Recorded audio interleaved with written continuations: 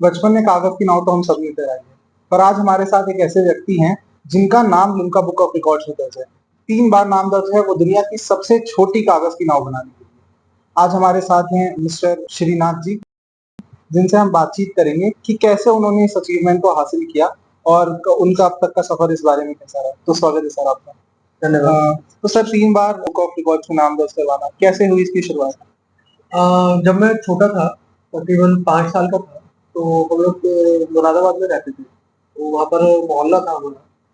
तो जैसे गली के अंदर जाकर आपका घर होता है मोहल्ले में। तो वहाँ जहाँ पर बाहर सड़क पर हम लोग उतरते थे, तो वहाँ से एक नाली शुरू होती थी, तो मतलब मोहल्ले की नाली जैसे होती है। तो पानी बहता था तो सीढ़ी के नीचे से निकलता था मोहल्ले में। तो वो मोहल्ले में इसी तरह से होती है, जो बनावट होती है। सामने घर है, बराबर में घर, तो नालियाँ नीचे से निकल रही होती है आपके पैर के नीचे। तो मैं सब बड़ी वाली बोट्स बना के तैराने का शौक तो था ही शुरू। और जिस तरह से बनाता था, तो कज़न सिस्टर थी, ताऊ जी की बेटी है, तो वो भी स्कूल जाती थी साथ में। तो हम लोग बोट तैराते थे, और जैसे अगर हमारे घर के नीचे से अगर निकल गई बोट, मतलब जो घर की पैरी है या जो सीढ़ी है, तो हम लोग ताली बजाते थे कि इतनी दूर तक हमारी बोट गई। तो एक बार की बात है, मैंने बड़ी वाली बोट बनाता था, तो 1 या 2 ही बना पाते आप, ये पॉकेट में रख नहीं पाओगे। तो उन्होंने हमारी जो बोट थी वो एक घर पहले, जो जिनका घर था अंकल का, उनकी सीढ़ी के नीचे अटक गई। किसी मतलब कूड़े में उसमें अटक गई। तो सिस्टर ने कहा कि कोई नहीं देख रहा और मैं ध्यान रख रही हूँ, तुम फटाफट से जा करके नाली में मतलब हाथ डाल करके साइड से ऐसे हल्का सा खिसका दो, तो वो बोट चलनी शुरू हो जाएगी, क्रॉस हो जाएगी हमारे ऐसे। तो वो आंटी ने देख लिया जिनका घर था, उन्होंने हमारे पहुंचने से पहले मम्मी को जाके बता दिया और ताई जी को जाकर बता दिया कि ये लोग नाली में हाथ डालकर आए हैं, और अपने स्कूल की जो इनकी यूनिफॉर्म है उससे इन्होंने हाथ साफ किया। तो मतलब ये इस तरह की हरकतें आज पकड़े गए, पता नहीं कब से करते आ रहे, क्या करते आ रहे। तो शाम तक खाना नहीं मिला था सिस्टर को और मुझे, कि पहले तुम लोग शाम तक हाथ धोगे जितनी बार धोगे, और पिछला भी अगर कुछ करा तो उसके भी हाथ धोगे। तो इस तरीके की शरारतें तो खैर सभी ने की है। मैं भी स्कूटी से अपनी बहन को गिरा दिया, बहुत चीजें होती हैं इस तरीके की। पर खास बात ये है कि इसको एक आर्ट फॉर्म में तब्दील करना कि यही मैं करूंगा और इससे मतलब मेरा नाम जो है वो दुनिया तक पहुंचेगा, ये ख्याल कैसे आया? ये तभी से शुरुआत हो गई थी। तो सिस्टर ने फिर अगले दिन कहा कि यार डांट पड़ गई और कल शाम तक खाना नहीं मिला, भूख बहुत लगी थी। तो उन्होंने कहा कि अगर एक बोट बनाएगा तो एक में फिर दोबारा बनाने में टाइम लगेगा, तब तक हम लोग आगे निकल जाते हैं।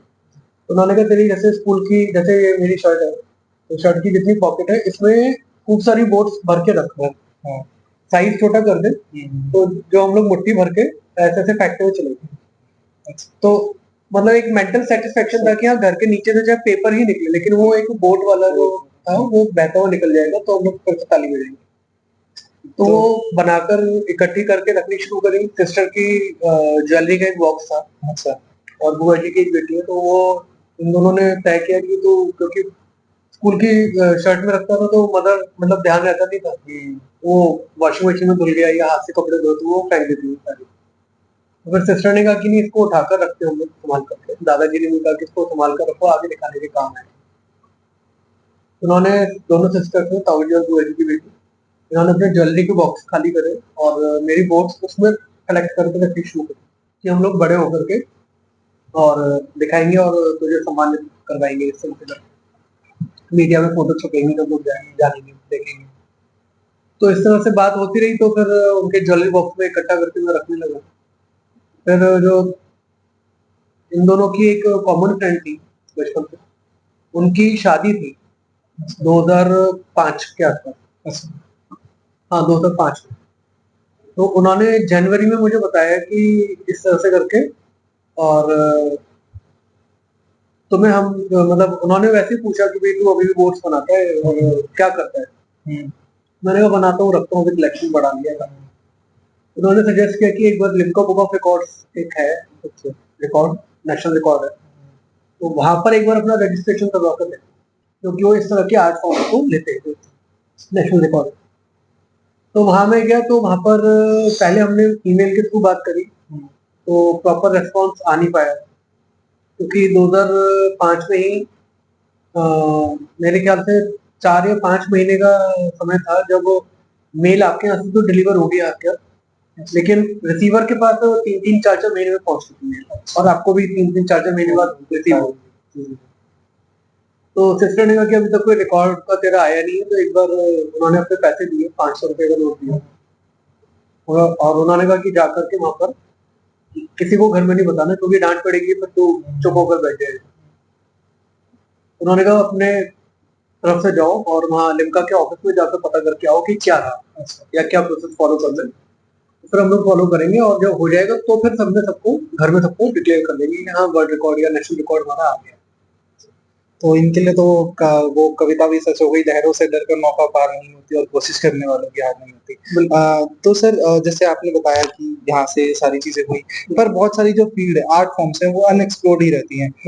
इवन जितनी आर्ट फॉर्म्स है लोगों को पता भी नहीं है कि इस तरीके की चीजें होती है। तो पेपर ऑरिगेमी जो आर्ट फॉर्म है इसको अपने जीवन में उतारना, इसका इंस्पिरेशन कहाँ से मिला आपको? ये सिस्टर से ही मिला और आपको अगर ध्यान हो तो दूरदर्शन पर एक पहले आता था अलिफ लैला और सिंदबाद की कहानी। जी, जी, जी। तो उसमें जो वो दुश्मन को मारने के लिए बोट के अंदर छोटे होकर के चले जाते हैं और वहां जाकर के अपने फुल साइज में आ जाता है। तो वही दिमाग में था कि बोट का साइज छोटा कर दें और मतलब ज्यादा से ज्यादा बोट्स आ सके।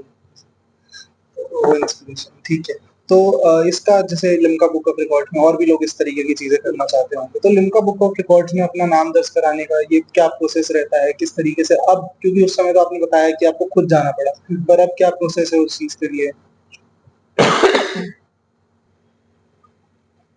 प्रोसेस तो सेम ही है, आपको ईमेल के थ्रू उनको कांटेक्ट करना पड़ता है और फिर उनकी एडजुडिकेशन जो टीम है वो पूरा देखती है कि वर्ल्ड रिकॉर्ड के लायक है या नहीं है।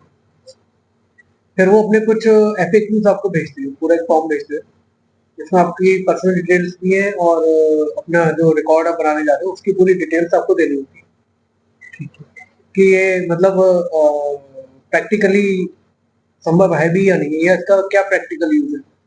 जैसे मेरी बोट थी तो उन्होंने बोट वहां पर, मैं जब गया था मिलने के लिए तो उन्होंने कहा कि सही हम आपको एफएक्यू भेजेंगे। एफएक्यू उन्होंने भेजा और मैंने भरकर उनको भेजा, दोबारा ईमेल किया तो उनका 2 दिन के अंदर रिप्लाई आ गया था।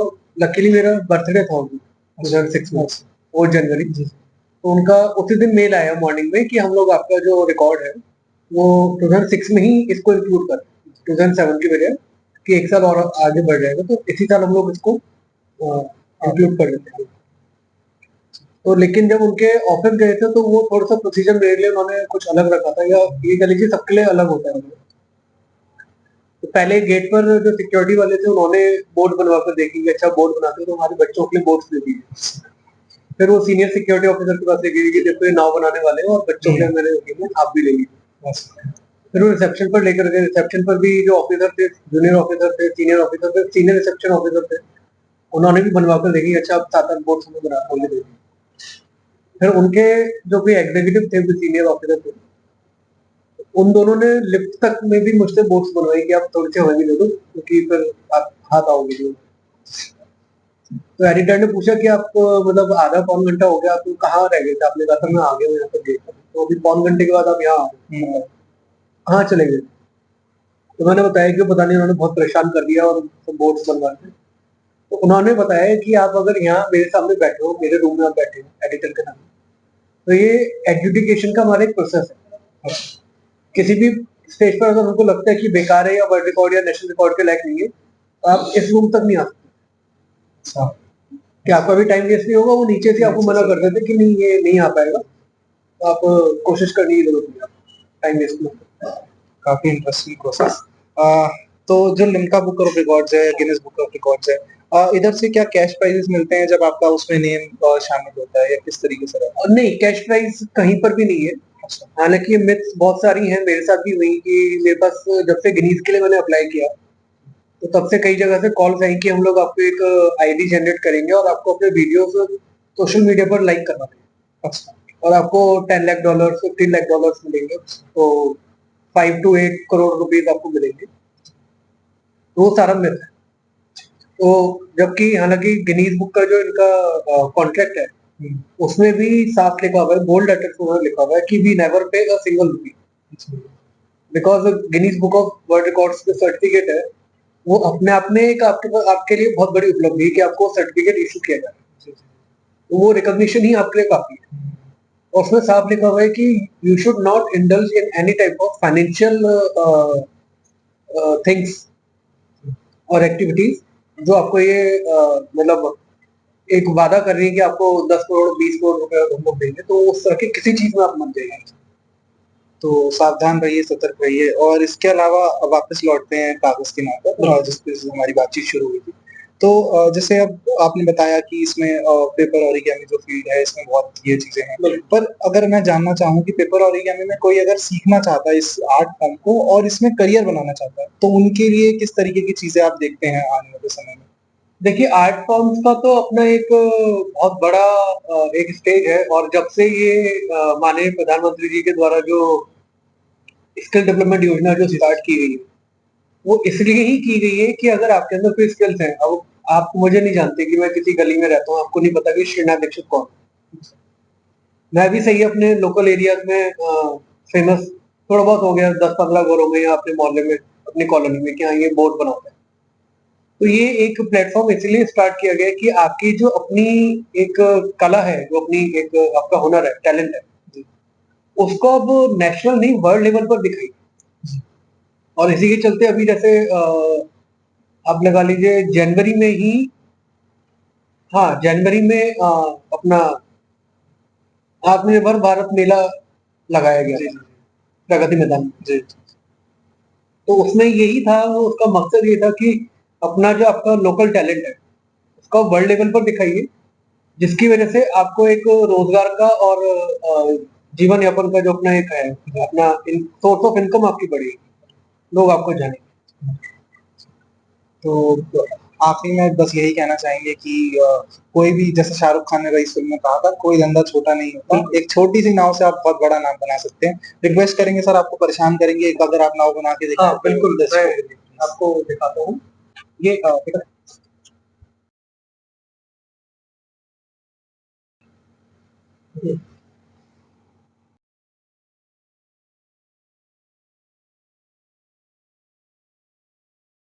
बड़ा महीन और बारीक काम आज हमें श्रीनाथ दीक्षित जी ने दिखाया कि कैसे बहुत दुनिया की सबसे छोटी नाव बनाई जाती है, और हम बहुत सौभाग्यशाली हैं जो हमें ये देखने का मौका मिला। आपको बहुत धन्यवाद। Thank you sir.